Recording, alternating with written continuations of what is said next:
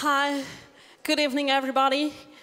First of all, I'm Nadia Jacobi. I'm the vice president of this university, Panthéon-Sorbonne University.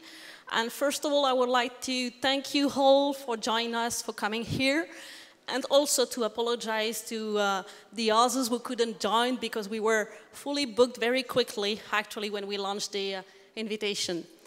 They can follow the live stream if they are not here, and you can find the video tomorrow morning on YouTube, so we are pretty well organized, actually. Well, actually today is a very special day for our university. We are extremely proud, and I'm particularly very proud to welcome tonight someone very special, someone who is probably one of the most influential person of the 20th and 21st centuries, someone who is definitely the most creative mind of his generation. He is the co-founder and CEO of a revolutionary car manufacturer challenging the mainstream car industry, but is also the founder and CEO of a tremendously innovative company, actually the first private company to launch and return a spacecraft from orbit, and last but not least, also the chairman of the larger solar energy provider in the US. Through his different activities, he is facing environmental, social, and economic challenges. He deals with breathtaking projects on diverse issues like green mobility, clean and renewable sources of energy, space exploration, so on and so forth. By the way, among the latest news down here in France, in Europe, you probably heard that yesterday was inaugurated a new solar farm in the southern France. Something which is definitely, or actually, the biggest of Europe now, selling power at a cost well below the cost of power from the new generation of nuclear reactors, and able to provide energy power for more than 50,000 households. But also, and moreover, currently Paris is welcoming the UN Climate Change Conference, which faces the high stake of how to manage with the climatic disruption. The aim of the COP21 is keeping warming below the 2 degrees Celsius compared with the pre-industrial era. And for that, the objective of the COP is to build a Paris Climate Alliance, meaning a universal climate agreement committing everyone. So in that context, who better than Elon Musk for a conversation with you? Please welcome Elon Musk.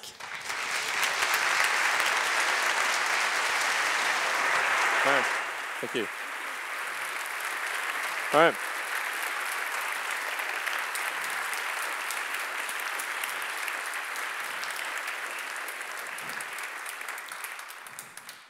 All right, well, thank you for having me. It's great to be here.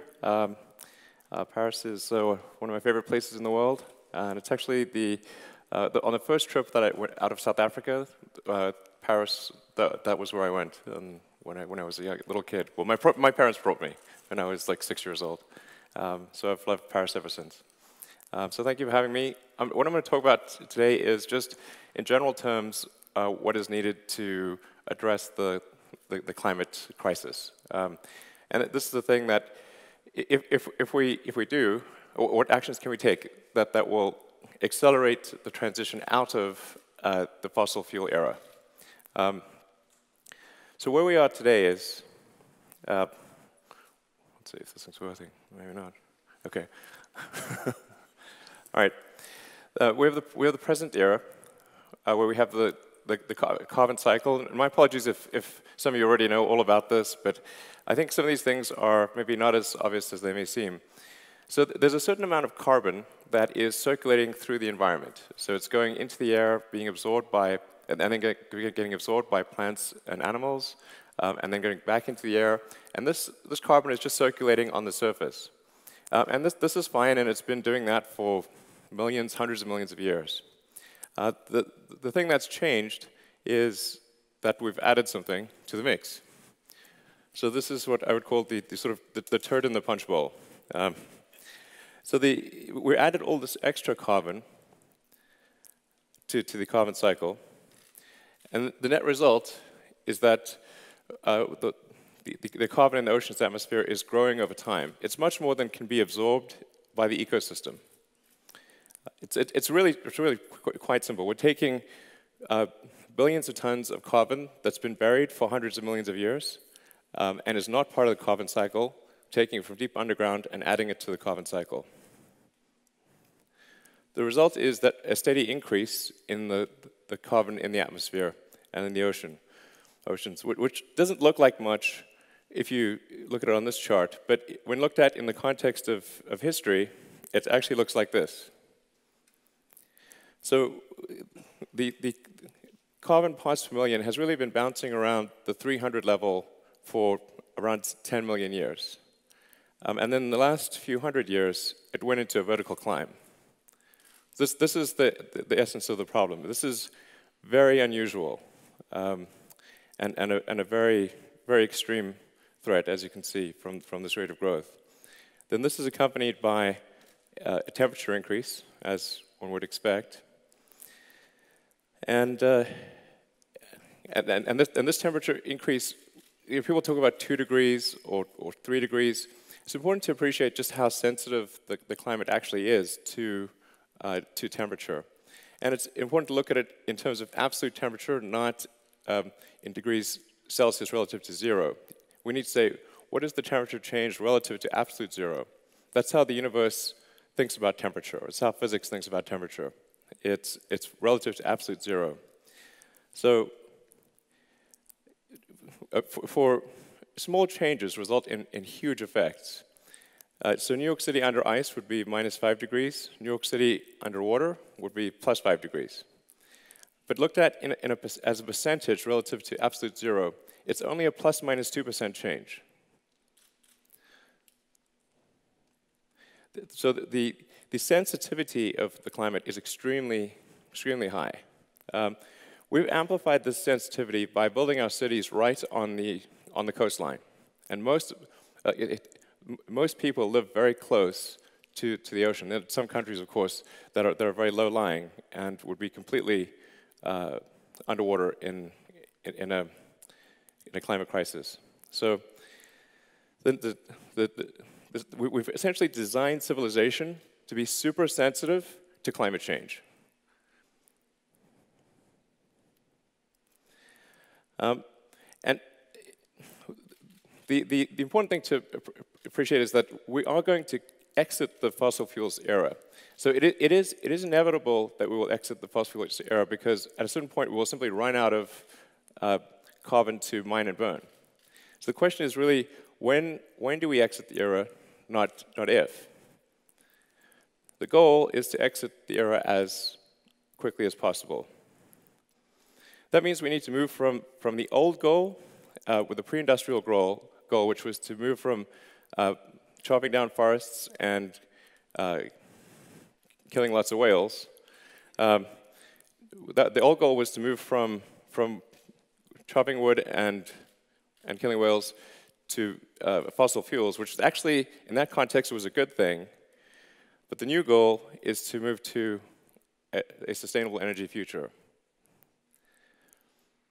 And we want to use things like hydro, solar, wind, geothermal. Nuclear is also a good option in places like France, which aren't subject to natural disasters. And we want to use energy sources that will be good for 1 billion years.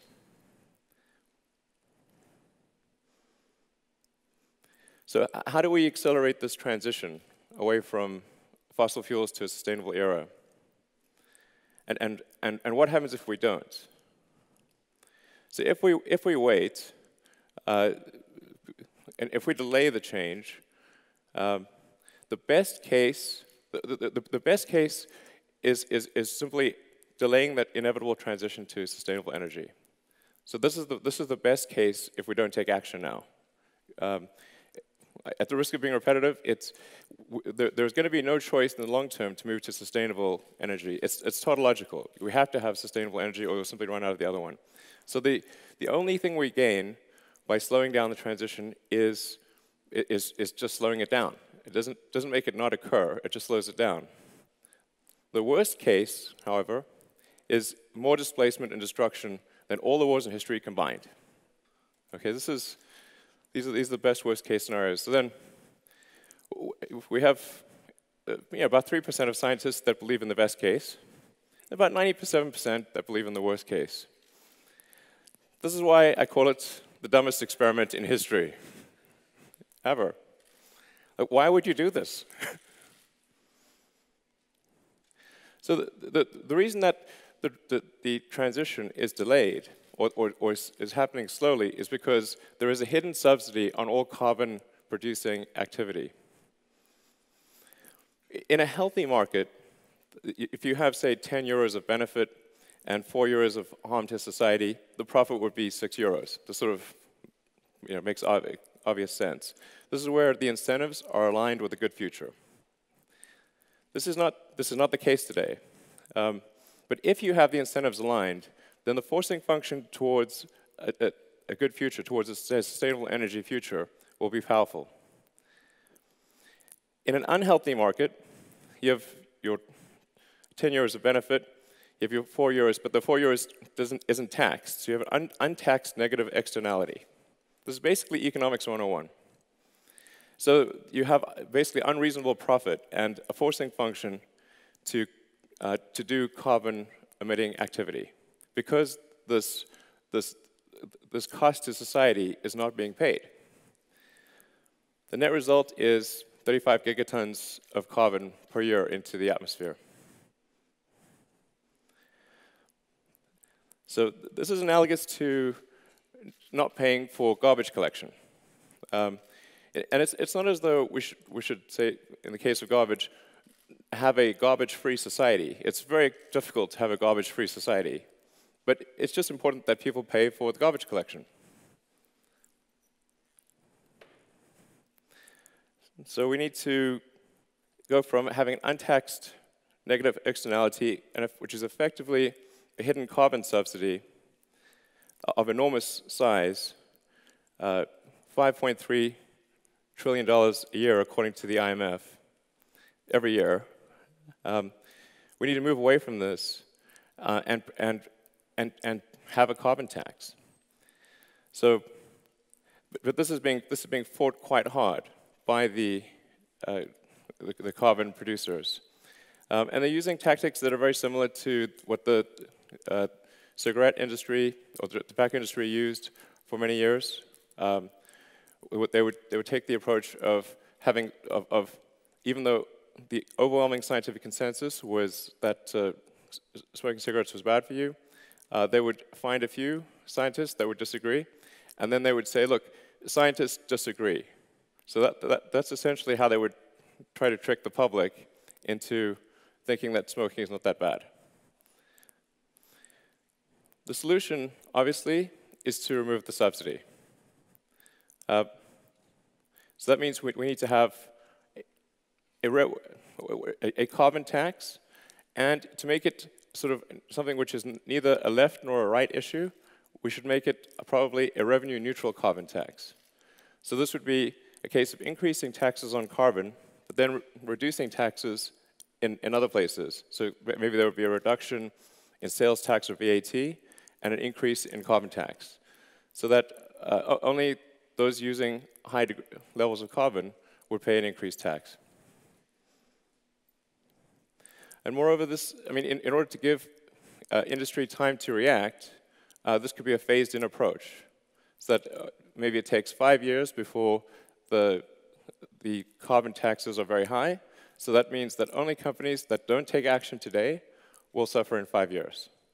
But there needs to be a clear message from government in this regard. Because the fundamental problem is the rules today incent people to create carbon. And this is madness. And whatever you incent will happen. That's why we're seeing very little effect thus far. And depending upon what action we take, we'll drive the carbon number to either extreme or moderate levels. I think it's pretty much a given that the 2 C increase will occur. The question is whether it's going to be much more than that, not if there will be a 2 increase. So then the question is, so what can you do? I would say whenever you have the opportunity, talk to your politicians, ask them to enact a carbon tax. We have to fix the unpriced externality. I would talk to your friends about it and fight the propaganda from the carbon industry. So that's the basic message I have, and I'm happy to take questions. Thank you.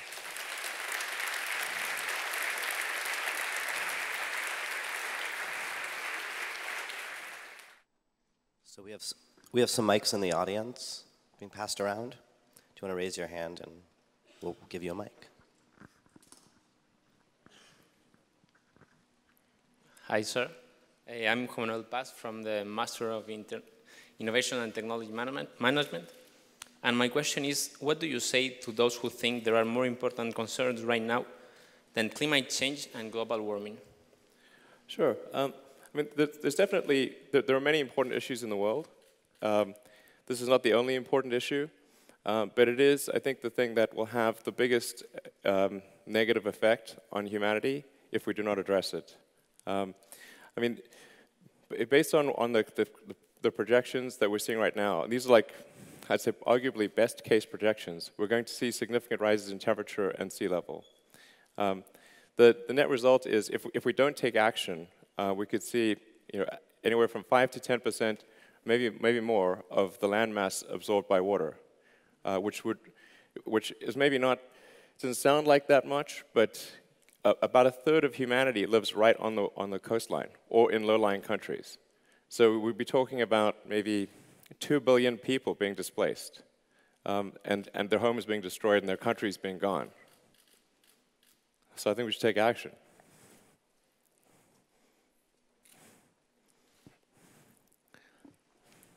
Hello, sir. Thank you for coming here.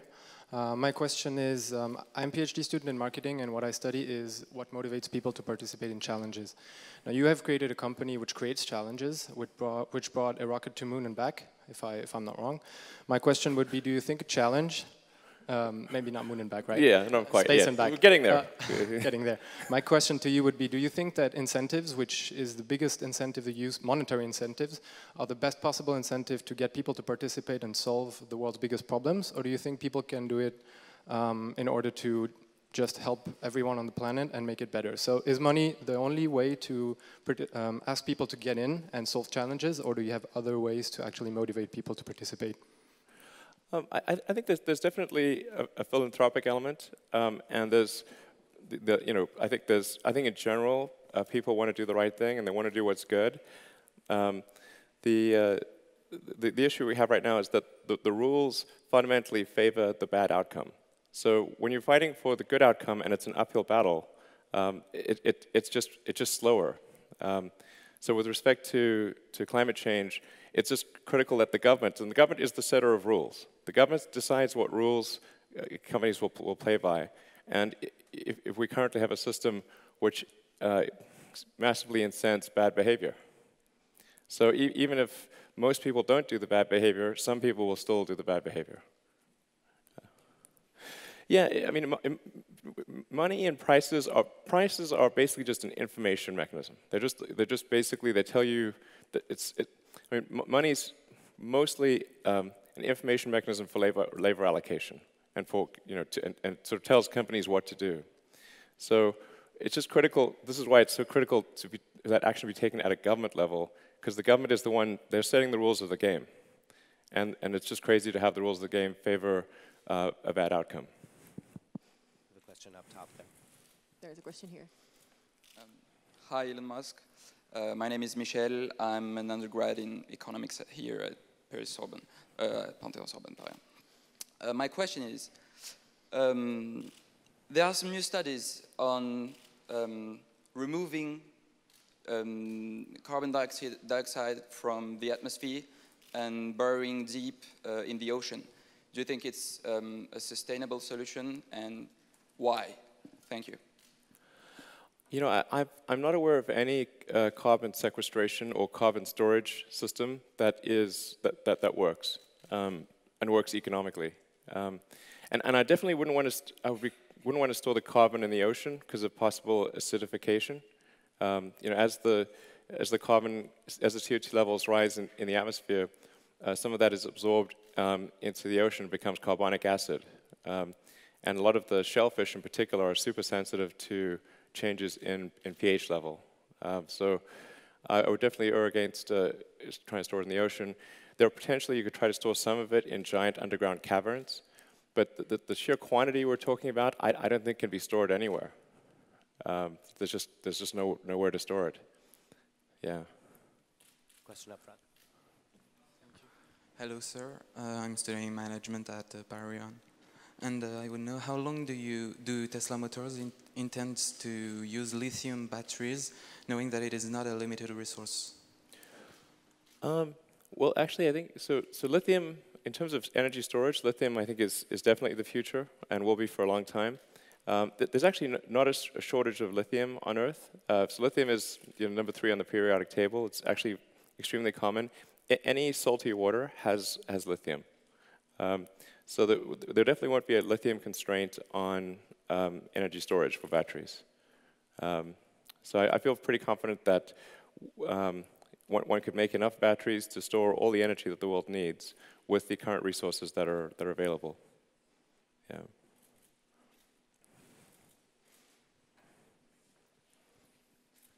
Hello, my name is Aydin Vahedi. I am a PhD student in Project and Infrastructure Finance in Sorbonne. First of all, I would like to thank you for your latest product, Powerwall, which to me it gives to the citizens to have the power to select the way they can consume energy. I can spend a few $1,000s to buy some solar panel and the Powerwall and to be free of any offer in the market. My question is about the large-scale storage systems you have designed. Have you received any serious involvement from governments and large companies to develop such infrastructure, or do you have any serious plans within the United States or maybe in other countries? For large energy storage? Yeah, yeah, we do actually. We've got a number of very, very big storage projects underway with utilities around the world, so both in the US and outside. The thing that's interesting about the energy storage situation is that even without renewables, there's a huge potential to make the energy grid more efficient and to be able to shut down the heaviest polluting power plants, because the energy consumption through the day usually changes by a factor of 2 or more. So and since with the exception of hydroelectric, you can't store the power; it has to be available in real time. The world has somewhere between 2 to 3 times as many power plants as it actually needs. So if you can buffer the power with big stationary battery packs, then you can actually shut down the worst half of the power plants in the world. So I think that's sort of a very exciting thing that I think a lot of people don't appreciate, and I think it's going to make a big difference. Hi, sir. I'm Camille from the Master Degree Innovation and Technology Management. And my question is, do you believe that in the ability of government, international government, to prevent climate change, and what would you suggest? Yeah, absolutely. I think this fundamentally is a government issue. So it's as mentioned, the government is the one that sets the rules of the game. They set how companies are rewarded financially, and so in the absence of government actually establishing some kind of a carbon tax or potentially a cap and trade on carbon, which I was very excited to see that China announced earlier this year that they were going to do that. unless the government does something to fix the market mechanism, we're fundamentally going to have a very slow transition out of the fossil fuel era. So it's critical that government action change the incentive structure. Yeah, and that be very clear. And so it's like, I think hopefully what comes out of this, out of the climate talks in Paris, is that the governments of the world say that they put their foot down and they say 5 years from now, let's say there has to be a huge change, and that companies know for sure that this is going to happen. And if they do, then the investment decisions they make today will bear fruit in 5 years. So for heavy industrial applications or for heavy industry, you kind of know what the world's going to look like in 5 years if you know what factories are being built today. Because if you build a really big factory, to get to full production takes about 5 years from the start. And so, since we know that today there are very few sustainable energy projects at large scale that are being built, we know that unless something changes very quickly, the sustainable energy will still be in a bad situation 5 years from now. So, you know, I mean, there are companies like, you know, at Tesla and SolarCity, we're quite ideologically motivated, but that's relatively unusual. So. Hi, Ellen. My name is Thomas. What do you think about people who are saying that rather than trying to save the Earth, we should try to colonize other planets? Well, I think we should do both. Yeah. Yeah, I think we, you know, I mean, my sort of personal ideology is kind of split right now between trying to be helpful on Earth-related stuff, which is sustainable energy, and then trying to, you know, advance space technology so we can establish a self-sustaining city on Mars. But I do think it's important to be multi-planet, not just one planet, but another planet. So the overarching goal is to minimize existential risk. You know, so if we look out into the future and say, what are the things that pose a risk to humanity? To what is going to make the future good versus bad? And I think, obviously, if we have a sustainable energy future, that's good. And the faster that comes, the better.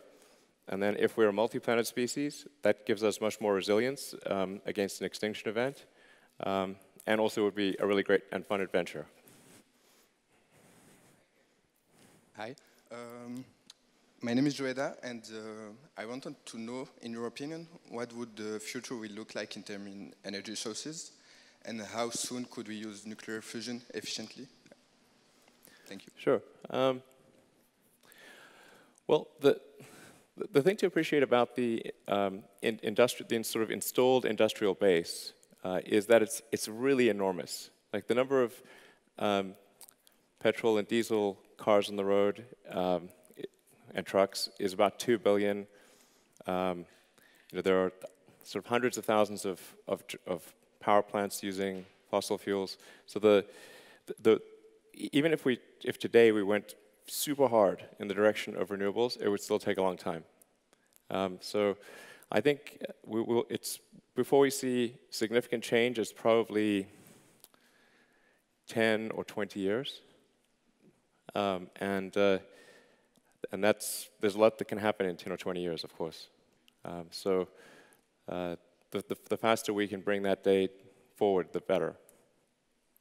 Yeah. Hi, my name is Natasha. I'm from the Master Program of Sustainable Development. I have two questions. First one, because I want to be optimistic that we are going to switch at some point to be completely sustainable and to use renewable energies. Do you think that there are going to be a gap between developing and developed countries? And when developing countries will be able to reach developed ones, switching into sustainable and renewable energies? Sure. And second one would be sustainability of nuclear energy, in your opinion. Thank you. Sure. And I should answer the nuclear question, because that was posed just before this. I actually think that like nuclear fission, if it's in a location that is not subject to natural disasters, Like in the case of France, there's a very high percentage of nuclear. I think that's actually a good thing. Obviously, you don't want to have nuclear fission power plants in places that are subject to natural disasters, because that obviously can go wrong. So I think fission is a good approach. Fusion is also interesting, and it's exciting to see what's happening with the ITER project, which is a fusion plant that's being built in France. I do think fusion is a feasible technology. I think we can definitely make fusion work.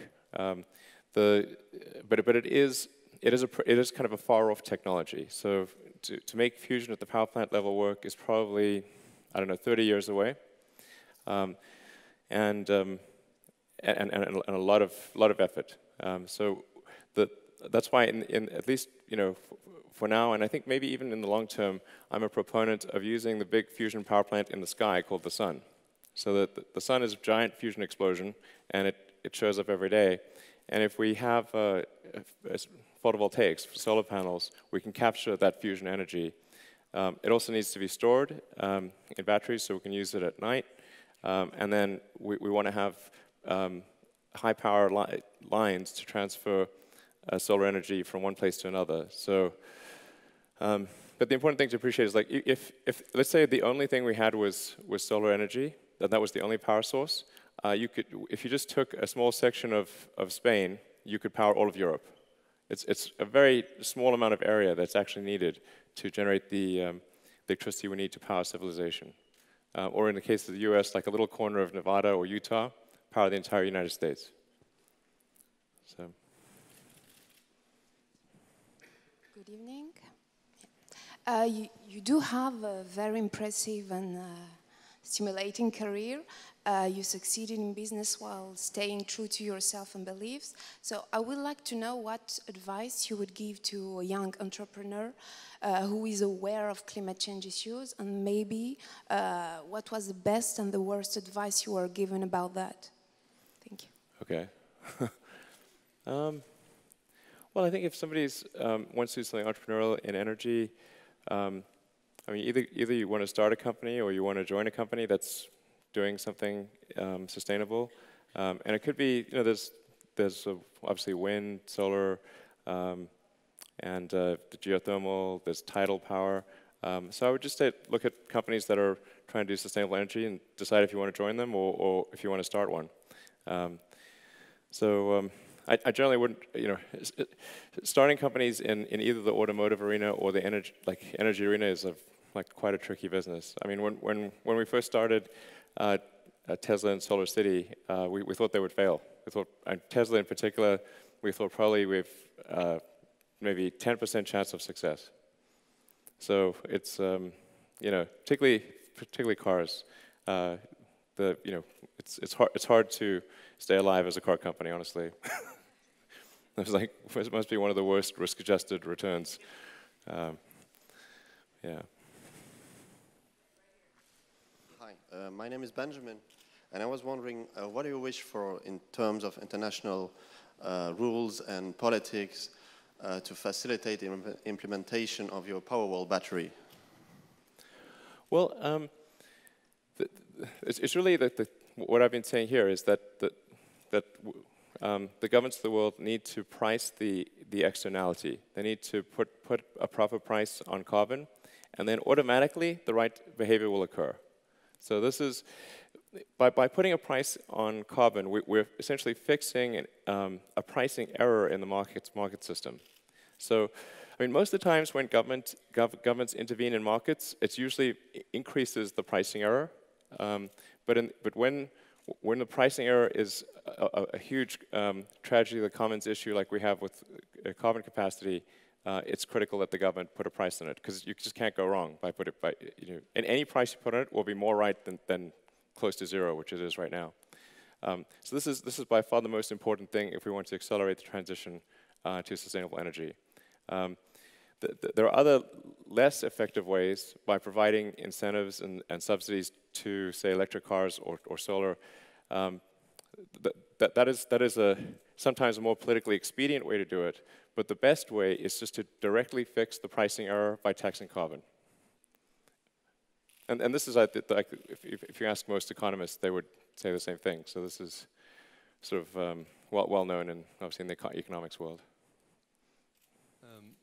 Elon, could you say a few words on artificial intelligence? Because I think I read, or you were quoted among with others, Bill Gates and Peter Thiel and so forth, saying that you were afraid of that one day an hyper intelligent machine would destroy humanity.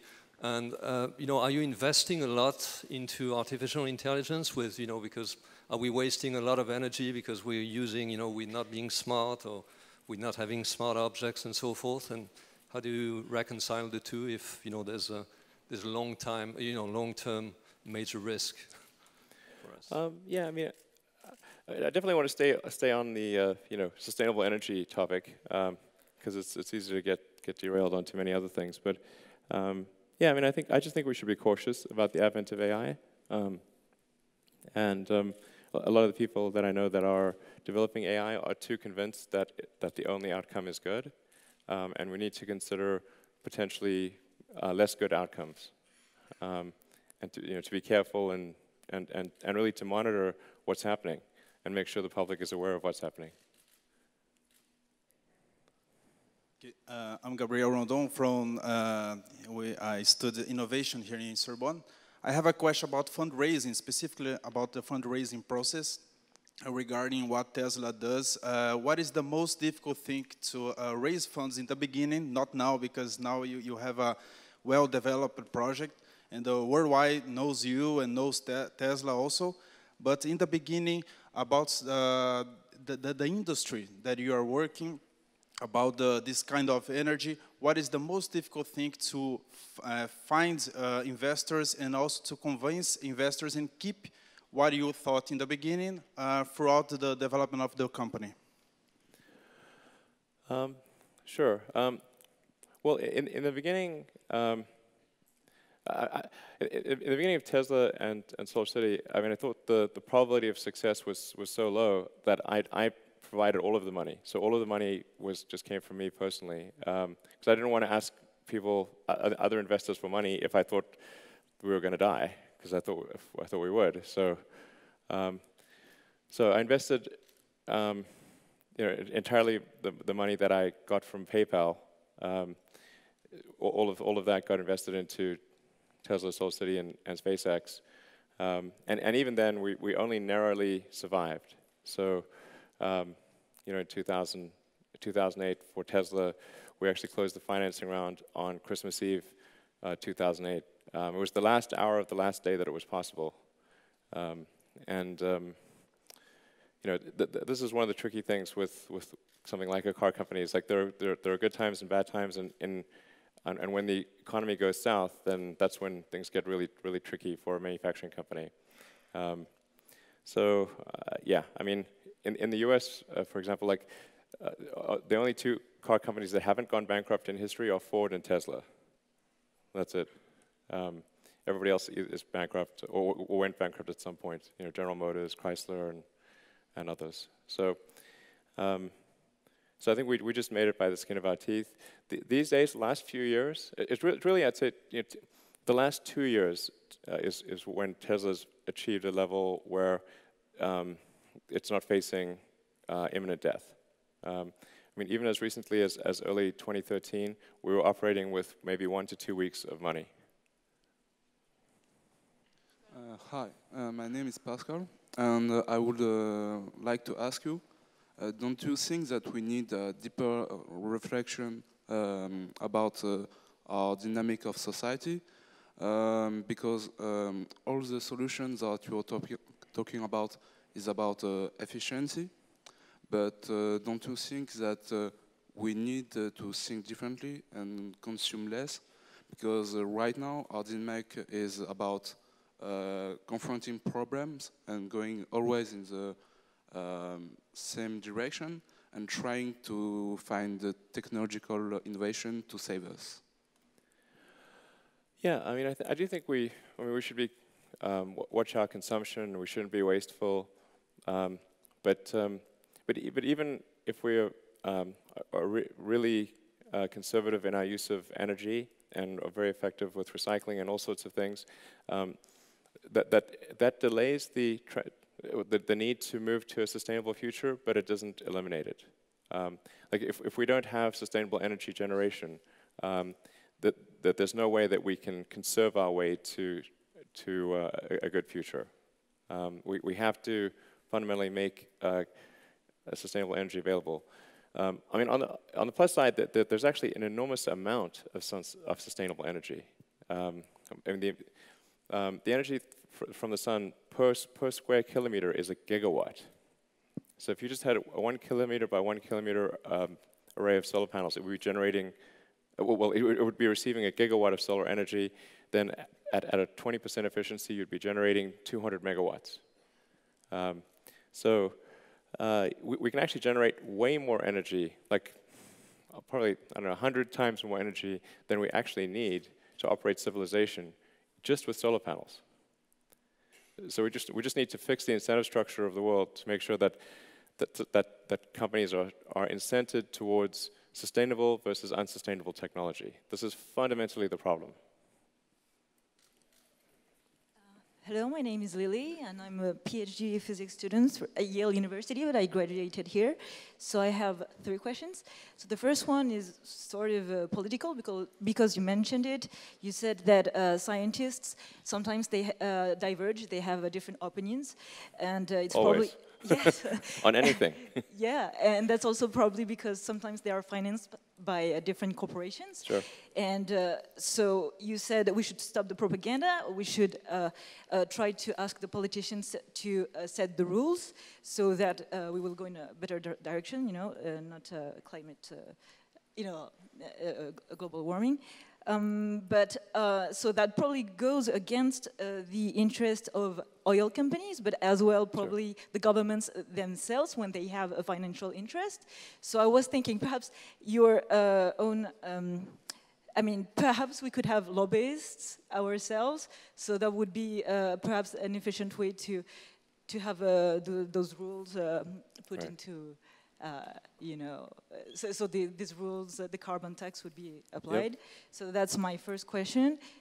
Because also, you know, France is one of the main importer of nuclear right. energy. So, you know, trying to ask them for a carbon tax when themselves are the people who are making the most money from importing, you know, nuclear energy from power plants that are in France. We'll limit it to 1 question per person for now, I think. Okay, so thank you so much. Yeah. So go ahead. The other question was, you know, renewable energy, that'd be great, but it's kind of intermittent. You know, like solar, sure. Solar energy. Okay, that's great, but perhaps we need to start with with lithium batteries. But we want to use like sure. Yeah, I see. So the last one was the fossil fuel era. Okay. Yeah. I mean, is it not going to go to an end on its own because it's not an unlimited resource? Right. Maybe pick one out of the 3 questions, Elon. Sure. Yeah. I mean, I think it's, you know, each government should just they should do the right thing without without depending upon what other governments are doing. Like, I think that's, you know, there's too much in these climate talks of countries like trying to only do things if another country does it. I mean, if it's the right thing for the future, a country should just do it and don't worry about what other countries are doing. Just do the right thing, and many of the countries are. So it's really just, you know, we just want to encourage as many governments as possible to change the rules to incent a good future. That this is fundamentally what has to happen, or we will substantially delay the transition away from carbon. So, and yeah, so that's what has to happen. You know, Tesla and SolarStudy, my companies are very tiny. Like, we're tiny companies. So in order for there to be a big move towards sustainability, the giant companies have to know that is what the governments are demanding for the future, and that's what the people are demanding for the future. So at the end of the day, if the governments respond to popular pressure, like if you tell politicians that your vote depends on them doing the right thing with climate change, that makes a difference. So if they're having sort of a fundraising event or a dinner party or whatever, and at every fundraising event and every dinner party, somebody's asking them, hey, what are you doing about the climate? Then they will take action. So I think you have tremendous power. You have the power to make the change. We can't, let me tell you, we definitely can't beat the oil and gas industry on lobbyists. Okay, that would be a losing battle. Exxon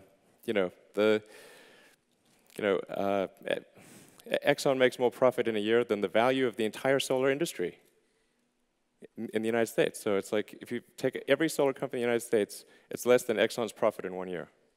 There's no way you can win on money. It's impossible. Good evening, sir. I have just one small question, but very actual. Do you think the COP21 will be a success? I don't have any real basis for this, but I have a good feeling about it.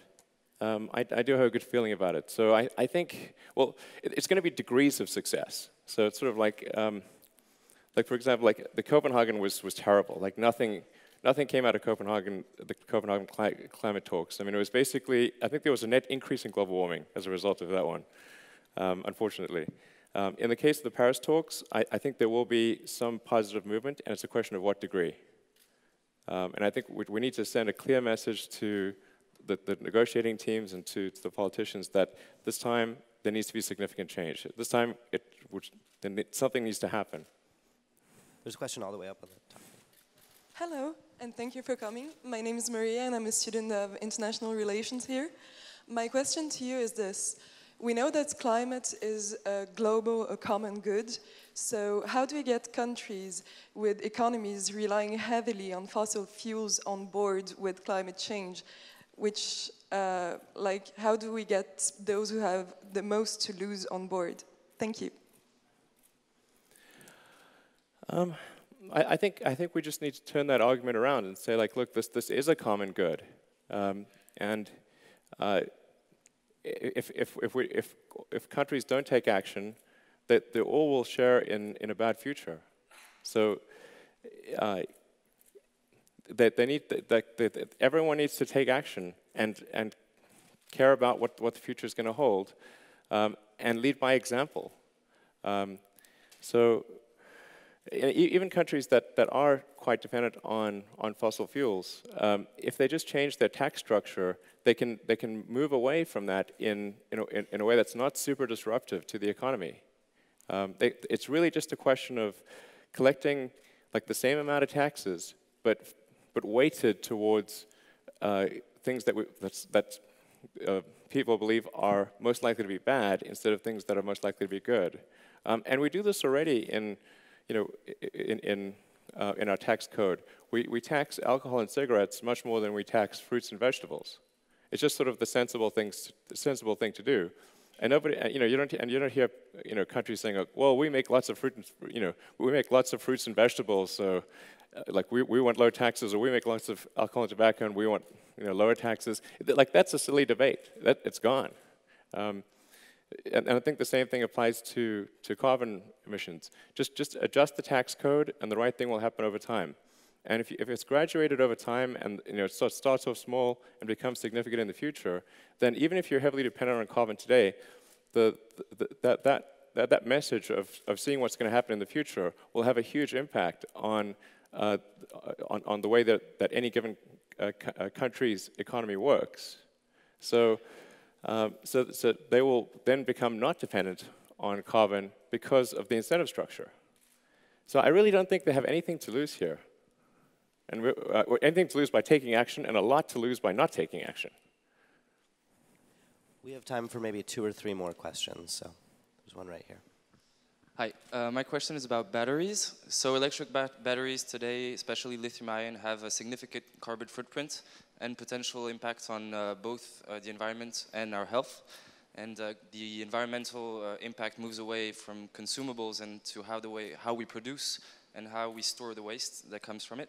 So the gap with fossil fuels might not be as wide as we think. So my question is, how do you respond to this? And how do you see this evolving in the next years?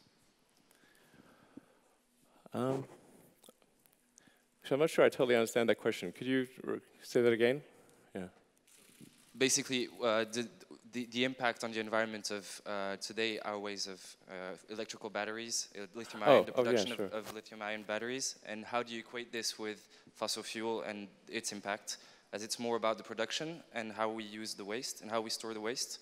And so how do you see this? How is this going to be optimized in the next years, or is this going to change? Yeah, well, the important thing is like once you've built a battery, then at the end of life of the battery, you can recycle those components. So it's something that has no long-term or negligible long-term impact on the carbon cycle, because you essentially you get the sort of the lithium and nickel, cobalt, and you create the battery. You just essentially get those materials once, and then you recycle them forever. So I think that it's really a negligible impact for batteries on the environment. And as compared to carbon producing, mining and burning billions of tons of carbon every year, which effectively, permanently, from a human standpoint, affects the carbon content of the oceans and atmosphere. So, yeah, it's really, we're talking orders of magnitude difference between fossil fuels and batteries, like not even on the same scale. Okay, then the last one. Hello. So my question is, taking into consideration that technology now is at some of a breaking point, it is advanced, but not so advanced to pass to the sustainable clean energy. How do you see this integration of clean energy for long term in the future, step by step, maybe? How do I see the integration? How do I see us getting to a sustainable energy future? Yes. Yes. How will the clean energy integrate into the society, taking into consideration that technology isn't advanced? Sure. Well, I mean, I expect all transport to go fully electric over time, with the ironic exception of rockets, and then all energy production to go sustainable over time. This will take a long time, many decades, but the way it'll manifest itself is by people having batteries in their homes or at the utility substation, and by driving electric vehicles and having electric planes. But as I said, that this is going to be quite a very slow transition, because the incentive structure is so biased against sustainable energy. So, in fact, I think even if there's quite a strong action by government as a result of the climate talks in Paris, I think it's still going to be a transition that's measured in decades. So it will be a slow transition, and the fundamental question is, how do we accelerate that transition? That's the real question here. What actions can we take that would accelerate a transition to a good future? And that's why I'm so harping on this notion of a revenue-neutral carbon tax. I think that's something that every country can implement, and it can be graduated and phased in over time. And this will be by far the most effective thing for accelerating that transition to a good future. Okay. Hi. Please. All right. Well, thank you, everyone.